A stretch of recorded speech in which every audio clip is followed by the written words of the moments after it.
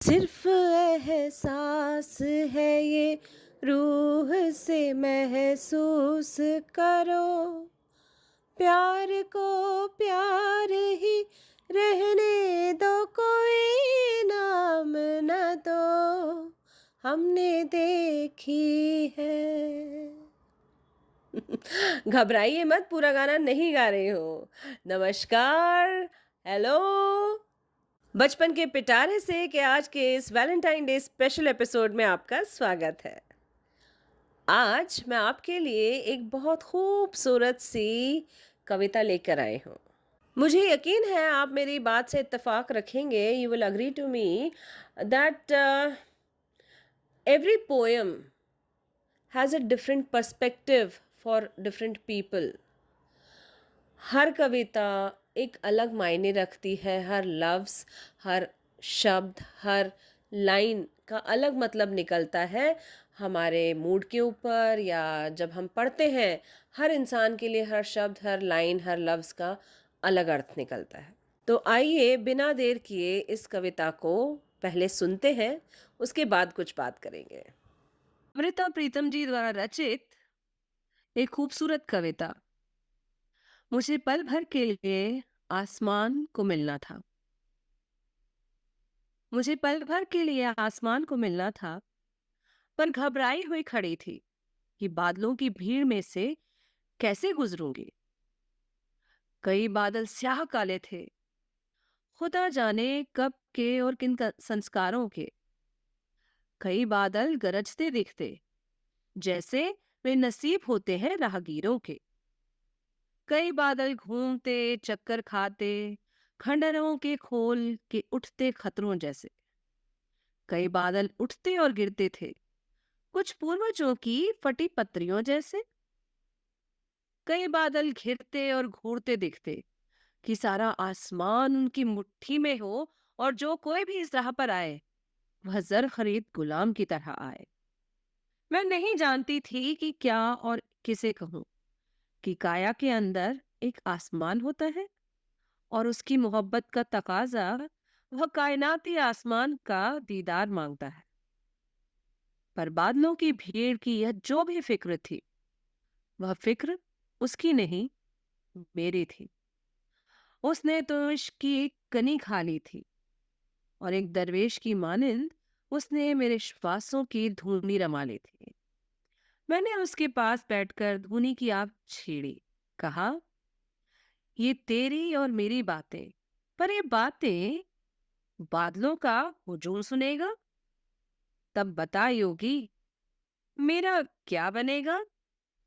वह हंसा, एक नीली और आसमानी हंसी, कहने लगा, ये धुएं के अंबार होते हैं, घिरना जानते, गरजना भी जानते, निगाहों को बरजना भी जानते, पर इनके तेवर तारों में नहीं उगते और नीले आसमान की देह पर इल्जाम नहीं लगते।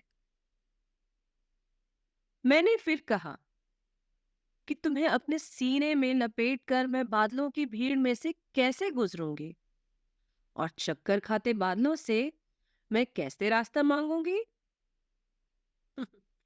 खुदा जाने उसने कैसी तलब पी थी।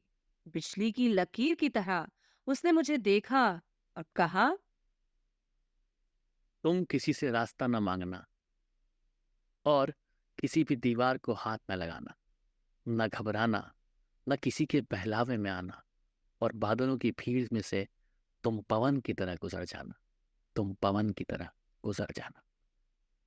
जब पहली बार मैंने ये कविता पढ़ी थी, मुझे पता नहीं क्यों बहुत अच्छी लगी थी। अमृता प्रीतम की ज़िंदगी काफ़ी विवादों से जुड़ी रही है, लेकिन वो एक ऐसी महिला थी जो अपने समय से बहुत आगे थी। अमृता प्रीतम जी द्वारा लिखित कई सारी रचनाएँ, कई कहानियाँ, कई कविताएँ मुझे बहुत पसंद हैं। उनमें से ये कविता मुझे बहुत अच्छी लगी थी, और मेरे लिए प्रेम या प्यार वो है जो मुझे खुले आसमान में उड़ने की ताकत देता है, जो मुझे आगे बढ़ने की ताकत देता है, ना कि बंधनों में जकड़ता है। प्यार कई बार हमें रोकता है, बंधन में बांधता है, कई बार ताकत देता है, कई बार कमज़ोरी बनता है। हर किसी के लिए अलग-अलग है। आपके लिए प्यार के क्या मायने हैं? अगर आप हमें यूट्यूब पे सुन रहे हैं, तो कमेंट्स में ज़रूर बताइएगा, और अगर आप स्पॉटिफ़ाई पे सुन रहे हैं, तो उसमें भी एक कॉलम है, एक जगह है जहाँ पर मैंने एक सवाल पूछा है, वहाँ पे आप अपने मैसेजेस कर सकते हैं। और कहीं नहीं तो इंस्टाग्राम, फेसबुक पे भी अपने कमेंट्स के द्वारा हमें बता सकते हैं प्यार आपके लिए क्या मायने रखता है। What is love for you? मैं जब बहुत छोटी थी ना, मैं शायद टीनेज में थी, तब मैंने कहीं एक इंग्लिश कोट पढ़ा था। If you love someone, set it free. If it comes back to you, it is yours. Otherwise it never was. और कहीं ना कहीं ये बात मेरे दिल में तब से अटकी हुई है, तब से बैठी हुई है। और मुझे लगता है कि सच में अगर आप किसी से प्यार करते हैं तो उसे खुला छोड़ देना चाहिए। अगर वो आपके पास वापस आता है तो वो आपका था, नहीं तो एक खूबसूरत एहसास था जो कुछ समय के लिए आपके पास था। इसी के साथ ये एपिसोड यहीं ख़त्म करती हूँ। मुझे उम्मीद है आपको मेरी ये नई कोशिश पसंद आई होगी। इस कविता का पाठ करने में मेरा साथ दिया अमित भट्ट, जो कि मेरे बहुत अच्छे मित्र हैं और टेक स्टोरीज़ के होस्ट हैं, उन्होंने दिया।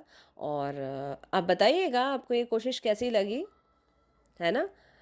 अगले एपिसोड में जल्द मिलूँगी। तब तक के लिए स्वस्थ रहें, मस्त रहें, खूब-खूब खुश रहें, अपना खूब-खूब ध्यान रखें और खूब प्यार फैलाएँ, क्योंकि प्यार बाँटने से बढ़ता है। नमस्कार, आपका दिन शुभ हो। Happy Valentine's day to everyone.